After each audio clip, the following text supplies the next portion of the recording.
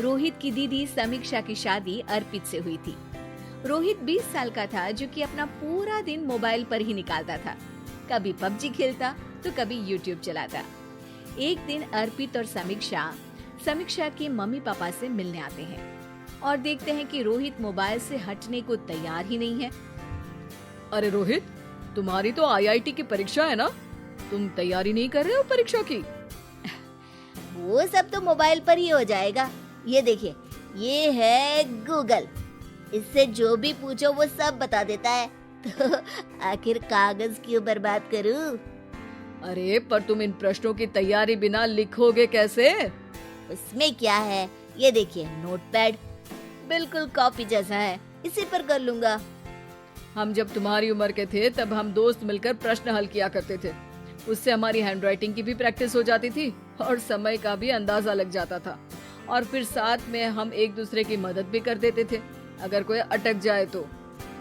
आपका जमाना अलग था जीजा जी, अभी जमाना फास्ट और स्मार्ट हो गया है। जमाना क्या, अब तो फोन भी स्मार्ट हो गया है।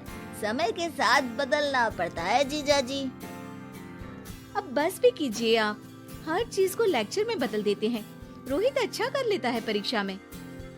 इतने में अर्पित के सास ससुर जी आ जाते हैं हॉल में और अर्पित इस बारे में बात नहीं करता। हालांकि अर्पित को लगता तो है कि पूरी तरह मोबाइल पर लगे रहना सही नहीं है, पर वो इस बात को और नहीं छेड़ता। ऐसे ही 2 दिन निकल जाते हैं। समीक्षा, मुझे काम से फोन आया था, मुझे वापस काम पर लौटना पड़ेगा। पर हमें आए हुए तो 2 ही दिन हुए हैं, अभी चले गए तो माँ और पापा को अच्छा नहीं लगेगा ना। अच्छा ठीक है, तुम रुक जाओ, मैं काम खत्म करके फिर लौट आऊंगा। एक काम कीजिए ना, परसों रोहित भी परीक्षा के लिए निकलेगा, आप उसी के साथ निकल जाना। दोनों वैसे भी बात नहीं करते, साथ में जाएंगे तो हो सकता है आप लोग आपस में बातचीत भी करने लग जाओ। ठीक है, मैं काम को 2 दिन टाल सकता हूँ। उसी रात जब सब खाना खाने बैठे थे तो अर्पित अपने जाने की खबर बाकी लोगों को बताता है। मुझे काम के लिए वापस जाना होगा। अरे बेटा, पर अभी तो तुम आए हो, इतनी जल्दी चले जाओगे? नहीं माँ जी, समीक्षा यहीं रहेगी और मैं जल्दी काम खत्म करके वापस आ जाऊंगा। ठीक है, काम भी जरूरी है। वैसे कब निकलोगे बेटा? 2 दिन में। मैंने सुना है कि उस दिन रोहित को भी परीक्षा के लिए जाना है, तो कल मैं दोनों की टिकट करा लेता हूँ बुक। मेरी टिकट रहने दीजिए जीजा जी, मैं तो फोन से ही करवा लूंगा। हाँ, पर कोई दिक्कत हो गई तो? अरे कोई दिक्कत नहीं होती जीजा जी, फोन सब कर सकता है। हमारे फोन के रिचार्ज से लेकर टीवी का रिचार्ज सब रोहित यही फोन से बैठे बैठे कर देता है। अब ये नई चीज तो हमारे समझ के परे है, पर अच्छा है कि रोहित जानता है। हमारी मेहनत इतनी कम हो गई भाई। हाँ, पर अगर टिकट नहीं मिली तो?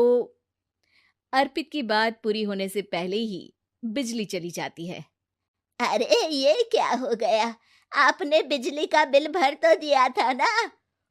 अरे नहीं, मैं तो भूल गया था। अरे टेंशन मत लो माँ। देखा जीजा जी, आप बिजली का बिल भी भर सकते हो, समय बदल गया है। एक बार फिर अर्पित इस बात पर बहस नहीं करता। अगले दिन जाकर अपनी टिकट करवाता है और पैकिंग कर रहा होता है जब शाम को अचानक से रोहित के चिल्लाने की आवाज आती है।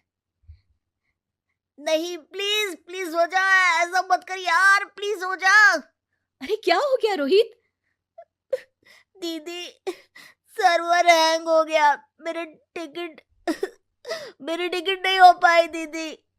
क्या मतलब टिकट नहीं हो पाई? इतने में वहां रोहित के मम्मी और पापा भी आ जाते हैं। अरे क्या हो गया? माँ, मेरा टिकट नहीं हो पाया, सर्वर डाउन हो गया। अरे पर तूने तो बोला था कि हो जाएगा। हो जाता है, पर अब क्या करूं, ये क्या हो गया? अब कल की तो कोई बस भी नहीं है, ना ही अब टिकट मिलेगी ट्रेन की कल के लिए। मुझे तो कोई रास्ता नहीं दिख रहा। अब फिर लगता है मेरा ये साल बर्बाद हो जाएगा। घर पर एकदम से दुख का माहौल छा जाता है और सब रोहित को डांटते हैं, पर इतने में अर्पित वहां आ जाता है। आप सब रोहित को क्यों डांट रहे हैं?